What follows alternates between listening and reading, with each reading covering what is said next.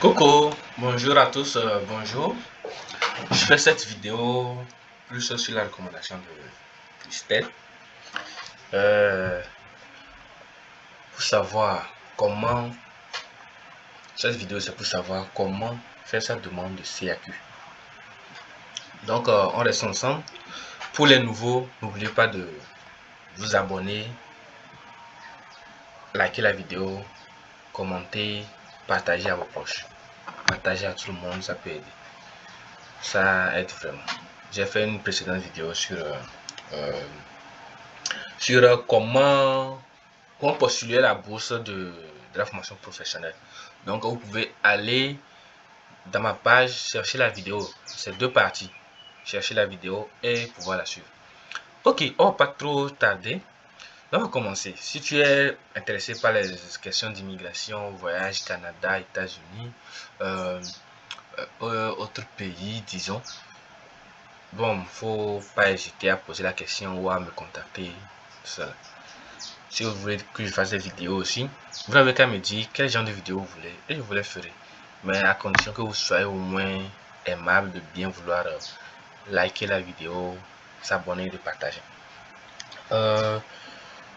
Dans ce cas aussi, je profite de dire à ceux qui ont pas réussi à la loterie DV, loterie Visa États-Unis, que la loterie Visa n'est pas le seul moyen d'accéder aux États-Unis. Vous pouvez accéder par les études. Pour accéder dans n'importe quel pays, même c'est les études qui sont plus faciles. C'est ça le moyen le plus facile d'accéder dans n'importe quel pays. Si vous avez but d'aller travailler, essayez de passer par des études de petite formation professionnelle de durée courte et ça vous permet de vous insérer dans le pays pour pouvoir travailler aussi. Sinon, les conditions, les affaires de chercher un contrat de travail, là, c'est vraiment une question compliquée. Même pour le Canada, c'est très compliqué. Du coup, cherchez juste les formations professionnelles, inscrivez-vous là-bas et paf, vous partez. Quand vous partez maintenant, après les formations professionnelles, maintenant vous pouvez chercher à obtenir un contrat de travail et chercher à s'insérer dans le pays. Ça, c'est plus mieux que chercher un contrat de travail depuis l'étranger. C'est fatigant. C'est pas tous les employeurs qui respectent. Par exemple, je prends le Canada, c'est pas tous les employeurs qui respectent les normes d'immigration. Du coup, il y a un tas de conditions. Pour les États-Unis, il y a la façon, pour ceux qui sont francophones, c'est-à-dire ceux qui n'ont pas un niveau d'anglais, vous pouvez passer par un collège de langue. Un collège de langue. Vous inscrivez au collège de langue, vous faites tout là-bas et ça vous permet maintenant de continuer vos études aux États-Unis ou bien au travail, tout cela. Bon, bref, on va pas s'attarder. Il faut savoir que la demande de CAQ, c'est une question, je sais pas comment dire. Avant de faire la demande de CAQ, il faut d'abord avoir obtenu une admission dans une université au Canada. Plus précisément dans la province du Québec.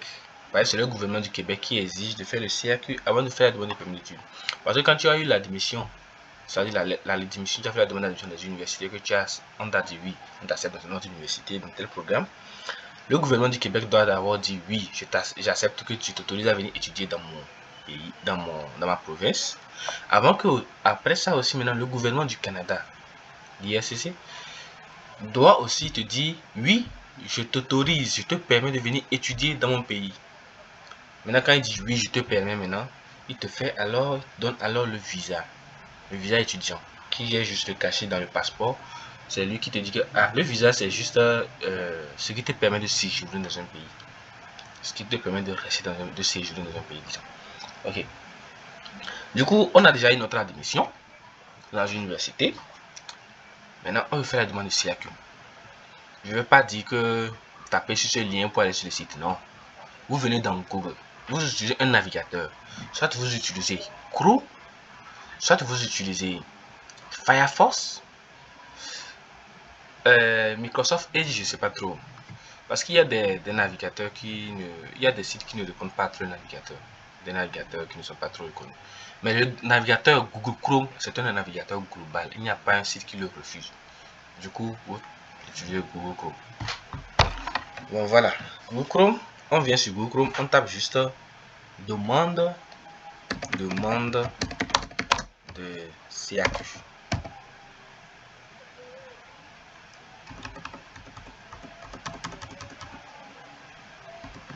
Voilà, demande de CAQ. Demande de CAQ. Là, nous voyons déjà le premier résultat. Gouvernement du Québec.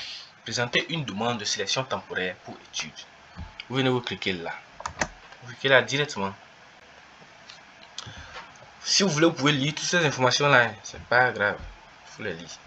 Maintenant là, on dit pour obtenir un certificat d'acceptation du Québec CAQ pour études, vous devez présenter une demande de sélection temporaire pour études en ligne. Maintenant, le CAQ c'est la sélection temporaire aussi. Fin des copies physiques du CAQ pour études à partir du 15 mars 2023. À partir du 15 mars 2023, vous ne recevrez plus de copies physiques de votre CAQ pour études. Vous recevrez plutôt une lettre. Tu vois, avant, tu reçois un document physique qui dit que c'est ton CAQ. Mais maintenant, on ne donne plus un document, c'est juste une lettre qu'on donne. Une lettre. On envoie aussi un message à ton université si tu as prévu ça. La lettre là, c'est avec elle que tu vas faire la demande de visa aussi. Parce que maintenant, les choses sont un peu automatisées quoi. Quand tu vas déjà, tu tapes déjà quand eux tu envoies la lettre, eux ils tapent déjà le numéro du dossier dans le système. Ça leur montre déjà ton CAQ là-bas. Du coup, pas besoin qu'on te donne un document CAQ en main. Même quand tu fais parce que la demande de CAQ je fais sur deux sites. Sur ce qu'on va faire tout de suite et après sur le site d'Arima. Quand tu fais celui-ci en premier, après un temps tu auras comment on appelle là, tu auras un numéro de dossier dans le site. Tu auras un numéro de dossier dans le site. Et ce numéro de dossier là te permettra de continuer. Disons de continuer. Bref. Ce numéro de dossier te permettra de continuer sur le site d'Arima. Quand tu tapes le numéro de dossier, ça va rechercher ton dossier d'abord. Du coup, si tu n'as pas encore fait la première étape, tu ne peux pas aller t'inscrire sur Arima. Pas possible. Bon, bref, on continue. Dans cette page, présentez votre demande, payez les frais pour l'examen de votre demande, délai de traitement. Le délai de traitement, il est de 20 à 30 jours. Mais je sais pas. Maintenant, on dirait que le délai est réduit. Bon, si vous savez le faire aussi bien, vous allez recevoir votre CAQ souvent dans 10 jours maintenant. La dernière fois que j'ai fait le CAQ, j'ai soumis le 31 mai. Le 31 mai. Et déjà le 1er juin, j'ai reçu le code sur le site. Et j'ai imprimé le code, j'ai signé pour la personne. Bon, disons que j'ai envoyé la personne à signer quoi. On a signé et on a soumis. Et déjà le 9 juin, elle a eu son CAQ. Vous voyez, du 31 au 9 juin, ça ne fait que 10 jours. Le CAQ est sorti. Du coup, le CAQ ne dure plus maintenant. Bon, on va pas trop tarder. Hein. Pas beaucoup, ça la vidéo sera trop longue. On met juste là, présentez votre demande. On clique là-dessus. Présentez votre demande. Assurez-vous d'avoir en main votre passeport, la lettre d'admission de votre établissement d'enseignement Québec qui indique les coordonnées des informations, tout ça là. Le montant des frais de scolarité, et la carte de débit pour payer les frais de CAQ. S'il y a lieu aussi en main, si vous avez déjà un CAQ, vous le tenez, si pas encore, bon, c'est pas grave. On vient là, accéder à la demande de sélection temporaire pour études. On clique. Voilà. C'est comme ça que se présente le site. C'est comme ça que se présente le site. Bon, je ne vais pas mettre mes coordonnées même parce que si mes coordonnées seraient un peu frauduleux. Si un jour moi je veux faire je veux peut-être m'inscrire pour ça, c'est pas possible après tout ça. Du coup, je vais mettre un surnom, nom de naissance, nom de famille à la naissance, Capo. Bon, Capo comme ça. Prénom je mets Adil. Nom de famille après le mariage. Donc, je ne suis pas marié. Bon, nom de famille après le mariage, c'est pour les filles. C'est surtout pour les filles. C'est-à-dire les filles qui sont mariées, après le mariage, après le nom de leur mari. Donc, elles mettent le nom de leur mari là-bas. Du coup, je clique là. Je ne suis pas un robot. Après, je fais suivant. Sexe masculin, féminin. Si vous êtes une femme, vous mettez féminin. Si vous êtes un homme, vous mettez masculin. État matrimonial, célibataire. Si vous êtes célibataire, vous mettez célibataire. Si vous êtes divorcé, vous mettez divorcé. Si vous êtes marié, vous mettez marié. Si vous êtes séparé, vous mettez séparé. Séparé, divorcé, il y a quelle différence? Peut-être que séparé, vous êtes toujours marié, mais vous n'êtes pas ensemble. Si vous êtes veuf, vous mettez veuf. Veuf. Si c'est conjoint de fait, vous mettez conjoint de fait. Conjoint de fait, c'est quand vous n'êtes pas marié, mais vous vivez ensemble. Ça on appelle conjoint de fait. Je pense qu'on appelle ça le concubinage, non? Vous n'êtes pas marié, mais vous vivez ensemble. C'est ça qu'on vient de faire. Maintenant, moi, je mets célibataire. On suivant. Date de naissance. Vous mettez une date de naissance là-bas. Vous pouvez aller fouiller ici. Vous pouvez aller chercher ici l'année, tout ça là. Avant 2009. Avant 2009, je peux mettre 2000 ou 2001 là. Tu vois, je mets 2000 par exemple. Date de naissance, je peux choisir juillet par exemple. Je vais mettre 18 juillet 2000. Le lieu de naissance, moi je suis né au Togo. Bon, je peux mettre Lomé ici par exemple. Pour mettre le lieu de naissance tel qu'il est sur votre passeport. La province, Lomé c'est la province de Maritime. Province c'est la région. Hein. Province, état, département, c'est région. Pays c'est le Togo. Pays de citoyenneté. Tu peux être né dans un pays, mais ce pays n'est pas ton pays de citoyenneté. Moi, je suis né au Togo, je suis citoyen togolais aussi. Il y a des gens qui ont double citoyenneté. Il faut le préciser.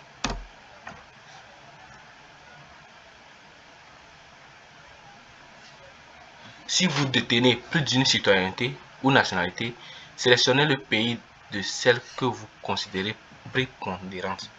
Prépondérante, c'est celle qui vous est plus attachée, quoi. Ok, alors on continue là. Principale langue parlée. Au Togo, la principale langue c'est le français. Le suivant. Adresse de correspondance. L'adresse où je réside. Bon, je peux mettre n'importe quelle adresse là-bas. Je peux mettre Agoué par exemple. C'est un quartier. Ville Lomé, province état maritime.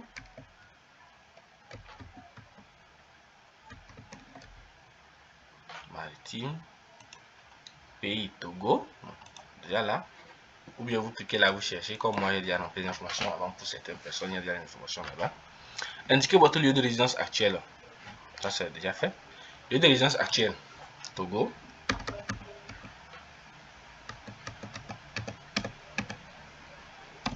Si votre lieu de résidence actuel est Hong Kong, la Nouvelle-Calédonie ou Réunion, vous devez sélectionner le nom dans la liste des sons. C'est pas grave. Numéro de téléphone. Vous mettez un numéro de téléphone là-bas. Vous le mettez à 00. C'est-à-dire le plus là, vous le remplacez par 00. Si c'est 225, 00225, si c'est 221, 00221. Moi je mets 00228, 98, 99, 46, 69. 46, 69. Si vous voulez me contacter, c'est mon WhatsApp. Adresse mail. Adresse mail, je vais mettre ceci. Gakwadi. Langue de correspondance français. Et on fait suivant. Nombre de personnes. Si vous allez seul au Québec, vous mettez 0. C'est le nombre de personnes qui vous accompagnent. Si vous allez avec un enfant, vous mettez 1. Si vous allez avec quelqu'un de famille, vous mettez aussi comme ça.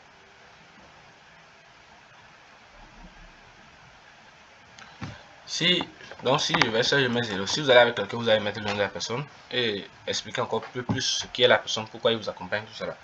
Parce que c'est possible d'aller avec quelqu'un, même si c'est avec votre mari. Si vous êtes marié, vous pouvez aller avec votre mari. Conjoint de fait aussi, oui. Donc, vous comprenez déjà, c'est un des avantages. Et puis, si vous êtes marié, même, c'est bien d'aller ensemble. Parce que c'est bien aussi pour l'obtention du visa. De toute façon, je dirais, bon, si vous étudiez, ça voudrait dire que votre partenaire va travailler.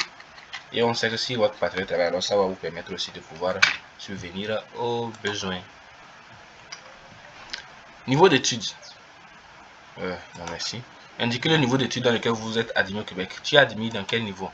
Si c'est aux études collégiales, c'est-à-dire AEC. Si c'est autre, tu mets autre. Si c'est collégial, tu mets collégial. Collégial, ce sont les DEC, les politiques collégiales. Si c'est études libres, bon, vous allez chercher ça. Je vois ça souvent sur des sites d'université, mais je ne cherche pas trop à savoir c'est quoi. Si c'est au primaire, vous êtes admis, vous mettez primaire. Si c'est au secondaire général, vous mettez secondaire général. Si c'est au secondaire professionnel, vous mettez secondaire professionnel. Une idée vient de me venir en tête. Ceux qui ont le BPC là, qui cherchent à s'inscrire au Québec, je vais faire une petite recherche après pour le secondaire professionnel et vous revenez. Une idée vient de me venir en tête quoi. Si c'est Secondaire professionnel, vous prenez. Secondaire professionnel, ce sont les lycées techniques. Secondaire général, ce sont les lycées général. Vous voyez. Universitaire, premier cycle, licence. C'est ça qu'on appelle le premier cycle. Ou bien certificat. Professionnels, ce sont les DEP, diplôme d'études professionnelles. Universitaire, deuxième cycle, master, diplôme d'études secondaires. Non, master, diplôme d'études spécialisées en quoi là? Master, maîtrise quoi. Troisième cycle, c'est le doctorat. Du coup, moi, j'ai choisi premier cycle. Comme ça. Programme d'études. Quel est le nom du programme d'études? Je peux mettre baccalauréat en biochimie. Par exemple. C'est-à-dire, dans votre lettre d'admission, dans votre offre d'admission, il y a ça là-bas. Baccalauréat en biochimie, baccalauréat en quoi? Il y a tout ça là-bas. Indiquez si vous participez à un programme d'échange. Non. Le programme d'échange, bon, je connais pas trop. J'avais fait une recherche, mais je ne connais pas trop. Du coup, ça ne m'intéresse pas. Programme d'échange, c'est comme si vous devez étudier déjà dans une université ici et que vous voulez quelque transfert. Si je ne me trompe pas. Maintenant, suivant. Dans le début du programme, le programme commence quand? Il y a les programmes de.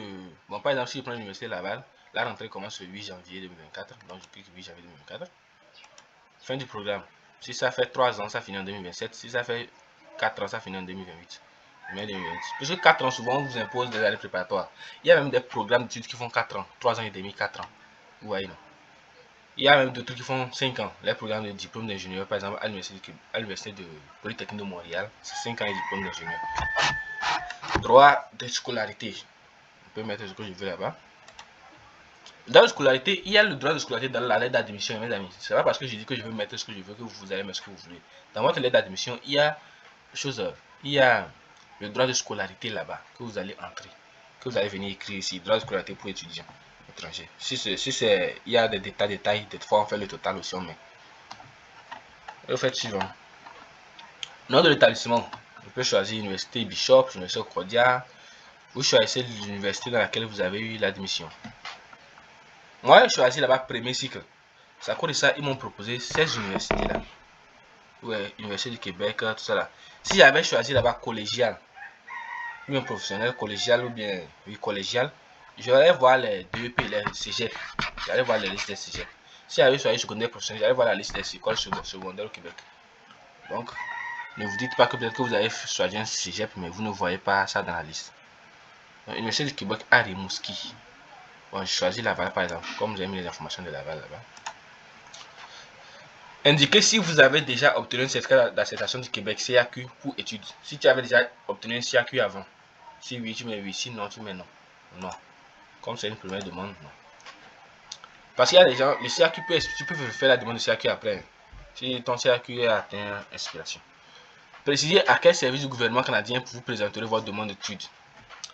Où est-ce que vous demandez votre demande de permis d'études? Ça sera au point d'entrée, c'est-à-dire à la poste frontière ou à l'aéroport. Il y a certains pays qui n'ont pas d'ambassade. Tout près, on leur dit qu'ils peuvent faire ça à l'aéroport.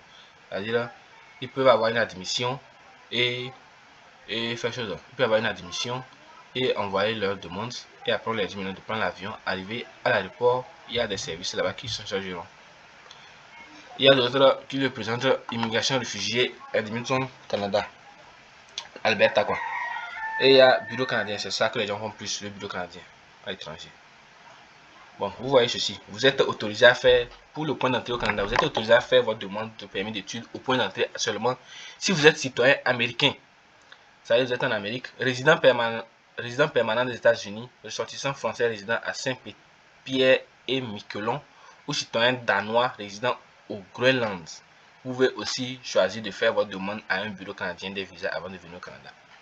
Vous voyez les conditions pour faire ceci. Ceci, c'est si vous pouvez généralement faire votre demande de permis d'études à Verge-Greville, s'il s'agit d'un renouvellement à partir du Canada ou si vous accompagnez un membre de votre famille ayant un statut légal au Canada.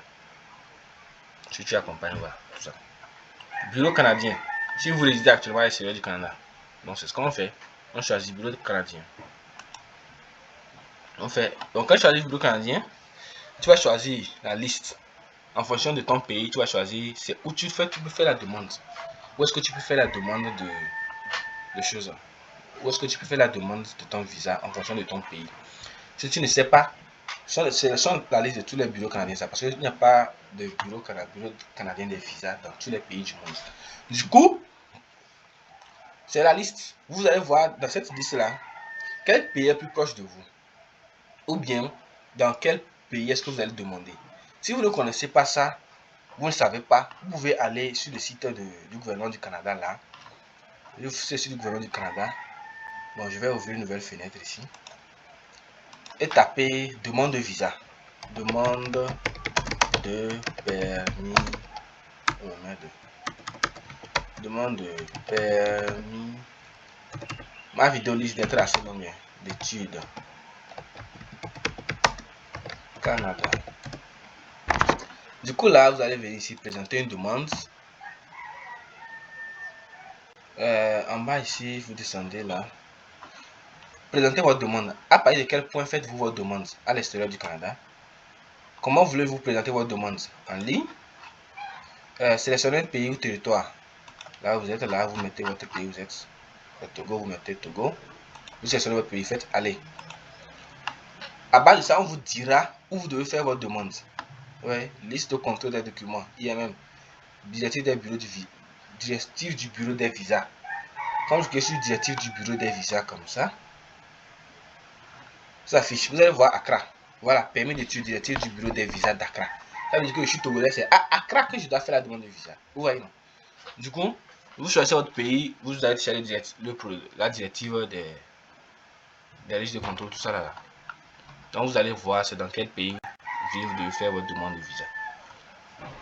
Bon, ici, ou soit si vous ne savez pas, liste des bureaux canadiens des visas à l'étranger. Vous cliquez là. Vous voyez, Accra. Parce que eux, j'avais déjà rempli les informations concernant là où mon adresse de résidence. Du coup, ils savent déjà qu'à bas de cette citoyenneté, de cette adresse de résidence, c'est ici que je dois demander. Donc, ils m'ont proposé Accra. Et je clique sur Accra. Et je fais suivant. Et je fais suivant. Il y a quelque chose que je n'ai pas su cliquer.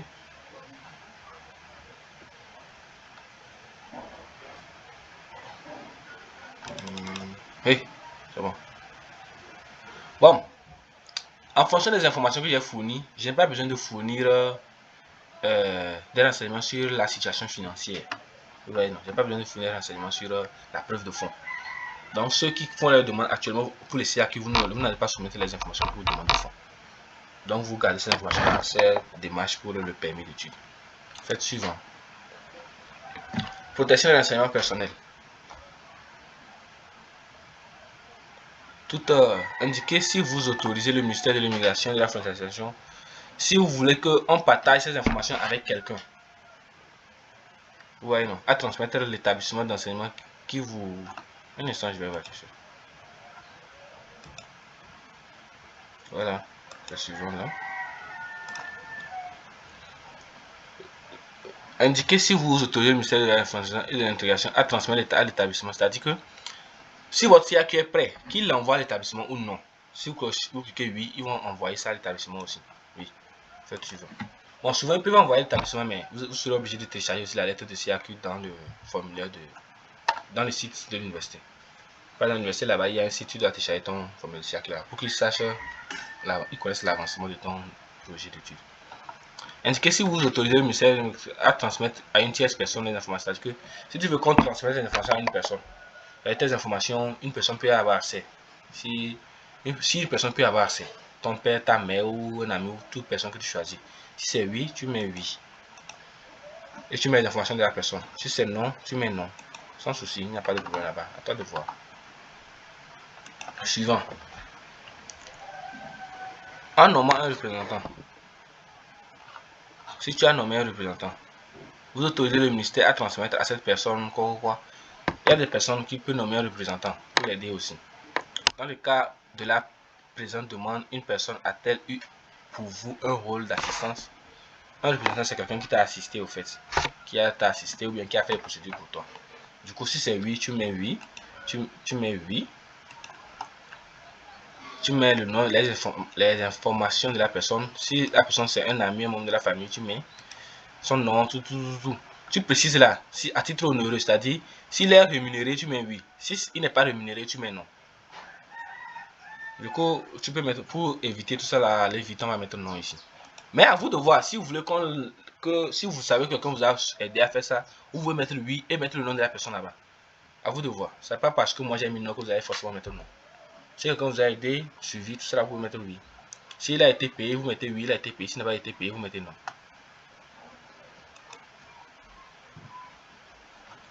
Maintenant, étape vérification. Vous voyez cette étape là, vous vérifiez toutes vos informations. Tout, vous vérifiez. Si une donnée est fausse quelque part, vous mettez vous cliquez sur modifier et vous allez vous modifier. Si tout est bon, vous pouvez faire imprimer cette page pour la garder dans votre ordinateur ou votre appareil pour voir bien. Vous faites suivant. Faites suivant. Quand vous faites suivant, vous allez créer un mot de passe. Vous allez créer un nom d'utilisateur, un mot de passe. Vous venez là. Donc c'est pour ce que j'ai fait. Donc ce sont leurs noms, choses qui sont là-bas. Je crée un mot de passe. Je peux mettre par exemple 1, 2, 3, 4, 5. On dit c'est.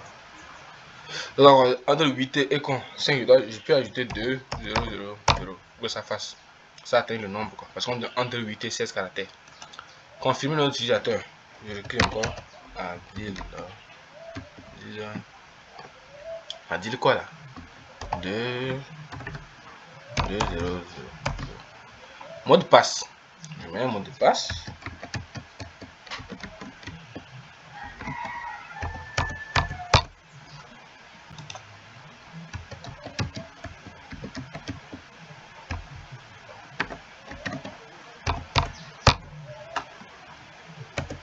Regardez, si vous cliquez là, votre mot de passe doit être différent de votre nom d'utilisateur. Il doit contenir entre 8 et 16 caractères. Donc, au moins un chiffre, une lettre majuscule, une lettre minuscule, sans accent ni caractères spéciaux. Donc, il ne doit pas avoir des arrobases. Moi, j'ai mis arrobase dans donc j'efface. Du coup, je vais mettre autre chose.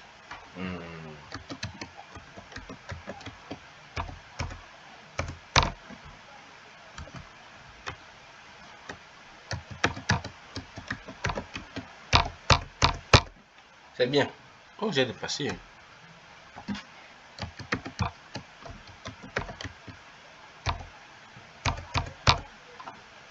C'est bien. C'est une question. Par exemple, dans quel sport je suis le meilleur? Je peux mettre ici, je suis meilleur en tennis. Je viens sur question numéro 2. C'est pour des questions si vous avez oublié votre mot de passe. Ma couleur préférée, je peux mettre là, rouge. Juste à vous de choisir quelle question vous voulez. Il y a plusieurs questions. Vous allez rencontrer votre premier amour, ou le nom de votre grand-père, tout ça là. On le voit. Et là, on fait suivant. Jamais. Important, toute correspondance au ministère relative à votre demande sera versée à votre dossier en ligne. C'est-à-dire que si le ministère, s'il y a un changement, on veut causer avec vous, on vous déposera ça en ligne. Vous faites suivant. Est-ce qu'il y a suivant? Non, là c'est fini. Alors vous faites sauvegarder ma demande. Votre demande a été enregistrée. Votre numéro de demande est 12 77 018. Vous faites suivant. Maintenant là, vous avez fini tout ça. Vous venez ici. Procéder au paiement. Vous allez payer les frais. Vous faites cliquer. Vous faites cliquer là. Cliquez là.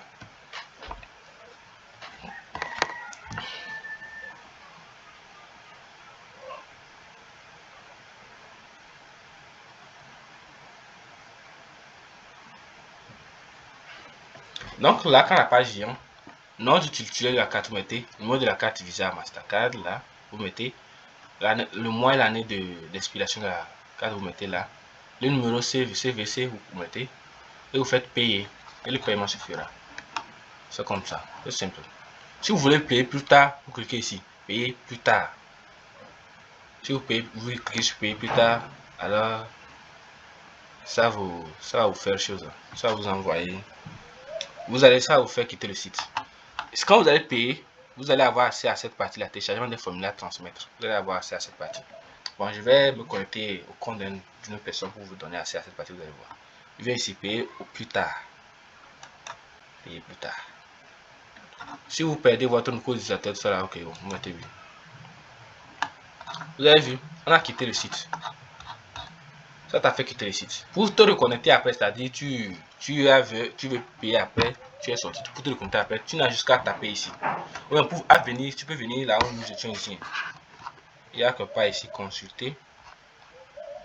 Il n'y a que pas payer les frais.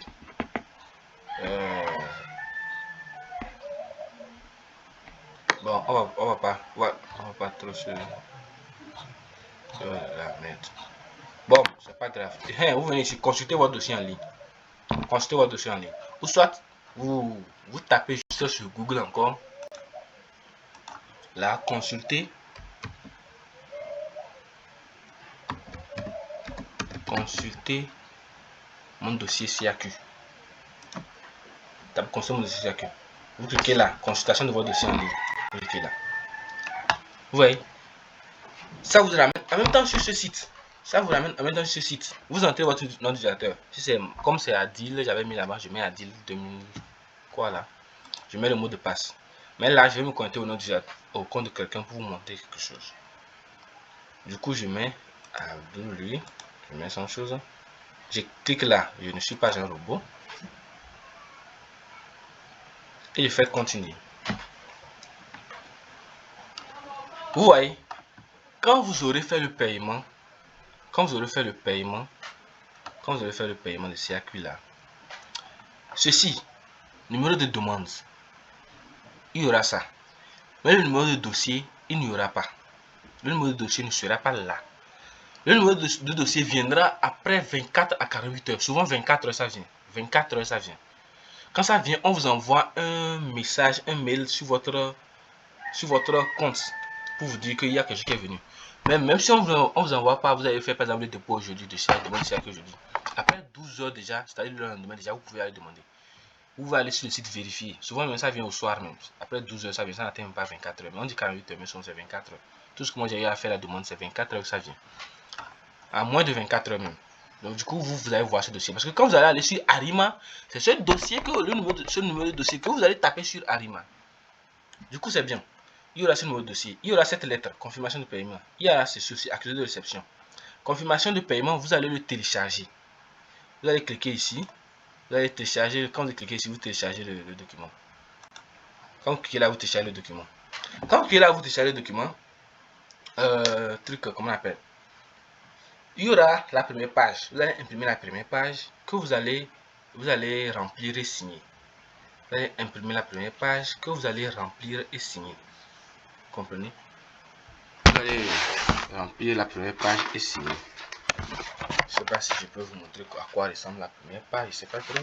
Ma caméra, je peux attirer ma caméra. Moi, je serai pas clair. Bon, quand vous allez télécharger le fichier là-bas, vous saurez comment il est. Vous allez le remplir et le signer.